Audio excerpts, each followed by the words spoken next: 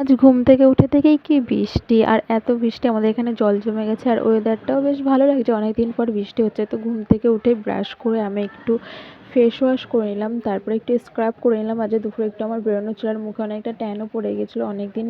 সামনে তো পুজো চলে আসলো, কার কার কেনাকাটা হয়ে গেছে অবশ্যই কমেন্টে জানিও। জানো তো আমার এখনও কিছুই কেনাকাটা হয়নি। আর এখানে কিন্তু আমি টোনার ইউজ করে নিয়েছিলাম, একটু লোটাসের ময়শ্চারাইজার ইউজ করছিলাম। আর দেখো, ঠিক পুজো আসবে আসবে সেই টাইমে আমাদের এখানে বৃষ্টি হয়ে জল জমে গেছে। যাই হোক, তো এখানে একটু লিপ বাম লাগিয়ে নিলাম।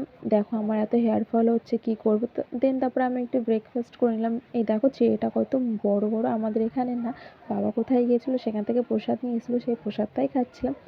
দেন আমার দুপুরে স্নান করা হয়ে গেছে। এখানে আমি একটু বেরোবো তাই একটু স্কিন কেয়ার করে নিচ্ছিলাম। আবার লাঞ্চ করে নিলাম। দুপুরে ভাত, ডাল, কারকোল ভাজা ছিল, তো সেটাই খেলাম। এখানে এখানে আমার একটু ফটোশ্যুট করা ছিল দুপুরে।